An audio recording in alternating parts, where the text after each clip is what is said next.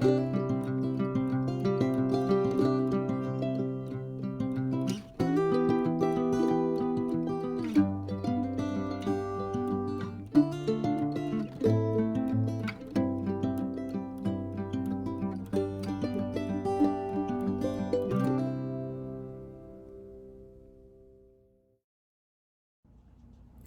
everyone, it's Lori with Behavior Education at Spirit Keeper Animal Sanctuary. Welcome to Training Tuesday for December 27th, 2022. I hope everyone had a good and safe holiday and you're still enjoying the holiday season as best you can with everything that's going on in the world right now.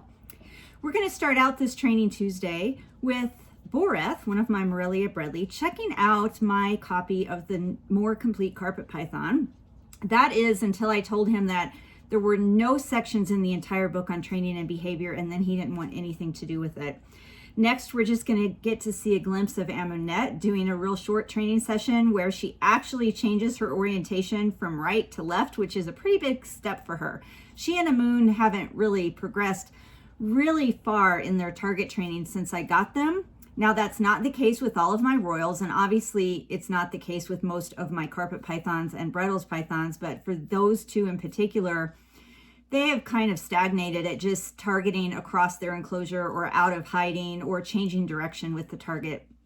And then we're going to get into the main topic of this week's Training Tuesday, which is my jungle carpet python Vedra. She again soiled her water, and her water is a big swimming pool, so I had to get her out of the enclosure so I could get the shop vac in there and vacuum the water out and clean her pool. She seems to be using it as a bathroom, but she also likes to swim in it, so I have to try and keep that clean. And I learned some lessons from this training session with Vedra. She has been a staple in my snake education, and she has taught me a lot about snake training. This is her on my sweatshirt, by the way. And so let's get into it. Here's our star for this episode. Her name is Vedra. She is a jungle carpet python. She was hatched in April of 2017, and I've had her since she was a year old. She has been in exercise tents before, but not this particular exercise tent. I set it up adjacent to her enclosure, and I put her normal shift tub in the tent, thinking that I would shift her to the shift tub, and then I would close her up with the tub in the tent, and I would move her out of the way, and she could spend the evening in there so that when she was done eating, she could still have space to explore without me having to worry about where she was. And I feel like her shift tub's small for her. I mean, she lived in it for the first few weeks that I had her until she moved into an enclosure, and it's always been her shift tub, but she's obviously 5 years old now. So I like for her to have more space. I usually don't even put the lid on the tub, but sometimes she wants to exercise after she eats, and I thought I'll just close her in the tent and she can move around as she wants. And the session was going really well, despite it being a brand new tent that she'd never seen before. She pretty much didn't hesitate to check it out. She followed her target across the tent, across her shift tub. She takes the reinforcer, and this is where I realized my mistake. Vedra hates rats. She absolutely will not eat them. And I fed her a rat. I don't know what I was thinking. I thawed out like half a dozen rats, and I did not thaw out anything else. Now, she will eat mice. She will eat quail. She will eat chicks, but she hates rats. I felt horrible because I felt like I violated her trust by targeting her and giving her something I knew she didn't like.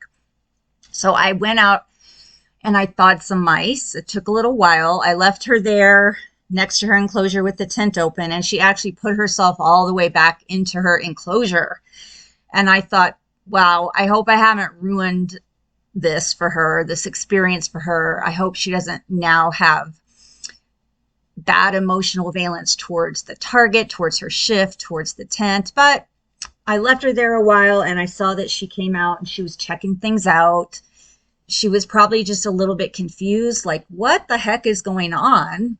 Why did I get that awful icky rat instead of one of my normal food items? But I was happy to see that she was checking out the tent again, and she seemed somewhat interested in her tub. So I just allowed her to do this while I was waiting for jumbo mice to thaw out, which the bigger the rodent, the bigger the prey item, the longer it takes to thaw out. And I was thawing it in hot water, obviously trying to thaw it as fast as I could, but it still took a while. So I left her here. I didn't film her the whole time she was here, but hopefully you can see that when I do come back in the room, she takes notice of me and she's interested now in what I'm doing. So clearly she wasn't too traumatized by the rat. I've got the target on the outside of the tent. It's obvious that she can see through the mesh because she was following the target around the outside of the tent. I was afraid that if she struck in the direction of the target, she might get her teeth caught on the mesh. So I put the target inside the tent. And then the tent moved a little bit, which startled her, but she stayed focused on the target. I offer her the jumbo mouse, which she takes without hesitation, which she does not drop, and which she eats. I then waited a while and I did a second session. So she got to eat 2 jumbo mice, and then I left her in the tent for quite a while I cleaned her pool, cleaned her drinking water, and she was free to move around as she liked. She eventually, after 2 or 3 hours, put herself away back into her enclosure.